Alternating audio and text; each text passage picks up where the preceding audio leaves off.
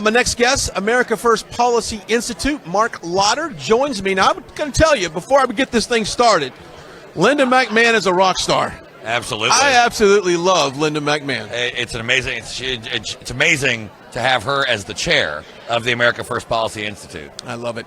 Let's go. If someone's new and they've never quite, maybe it's the first time I've heard America First Policy Institute, give us kind of a rundown. How to get started? Well, I mean, this was a creation, that started to come into being as the Trump administration was coming to an end. And what are we going to do with the amazing thinkers and doers that are in the administration? And so that became the America First Policy Institute. And so we're less than a year old, 140 people. We have some of the top minds from Linda McMahon, General Kellogg, Secretary Chad Wolf, Acting Attorney General Matt Whitaker. I mean, those are just some of the names. I could forget many, many more. And because the key is and President Trump knew this. He talked about it on the campaign. It wasn't a campaign, it was a movement. Well, in order to be a movement, we have to be able to thrive, because there will be a time, I don't know when, but there will be a time when the president's name's not on the ballot. So we've got to build the policy foundation for what he fought for, put the thinking behind it. And we're not some think tank of like academians. We're actually people who are in the White House, in the administration, doing the job, not just sitting in an ivory tower thinking about it. Let's talk about what you do. What is your role there? So my role is the Chief Communications Officer, and so I was the Director of Strategic Communications on the 2020 campaign.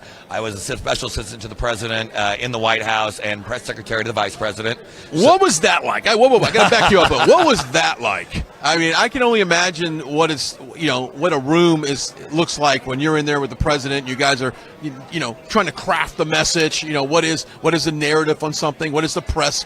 What do they need to run with? Walk me through that. I mean, the thing that so many people I don't think get about President Trump was he had an amazing ability to put his finger on the pulse of what the American people were thinking. And he may not have said it the way Washington wanted him to say it, or the elites in New York wanted them to say it, but it resonated with people across the country, especially those who thought politicians had stopped talking for them years ago. So he knew how to frame the issue, identify the issue, and then go out and get it done. And so there was a lot of note taking from us. But he's such a great communicator, and so that made it easier for us. And since he always communicated, it really wasn't hard knowing what he was thinking, because he told us. Yeah. And I love the fact that when he would walk out on the South Lawn, he never shied away from a press, impromptu press conference.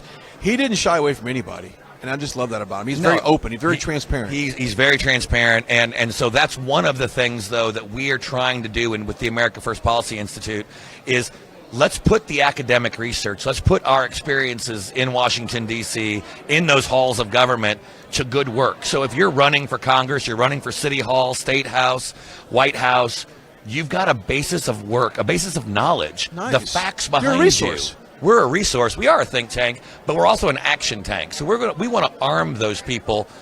You can go out and say you're the America First candidate. Go to our website, look at the material, look at the white papers, and they're detailed, and you can figure it out on your own.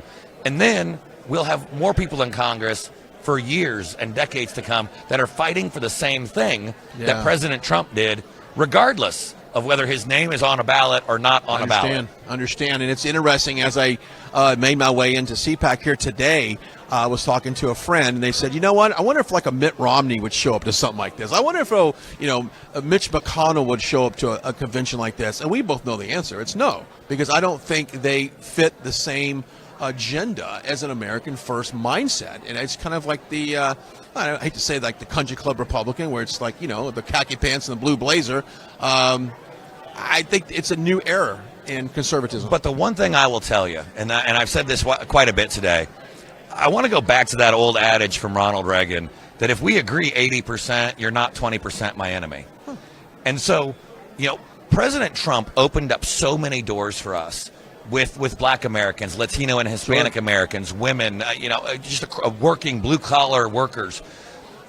we want to welcome everyone, even if you might not have loved all the tweets and didn't vote or Right. voted the other way. Right. If we're going to build this movement, let's get you in the door with the 80% where you agree that does put the American worker first, that does deal with inflation, lower energy prices, energy independence, a strong national security and foreign policy. If we can get you on all those things, we'll get to the 20% later. Yeah. But let's not throw away the 80% good for maybe the 20% on the edges. That is a great take on that. That's an excellent take. And I think that's how we get independents over to crossover. We just find that common ground that we have, Correct. and then we can go from there. That's a great point. I'm glad you brought that up. Okay, so if people want more information on America First Policy Institute or some of the pillars, I know you have a laundry list of ideals that you guys are behind.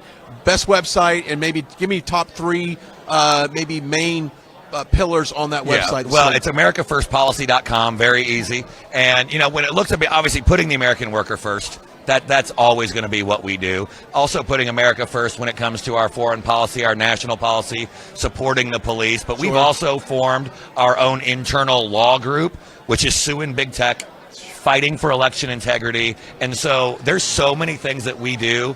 We've got 21 policy centers.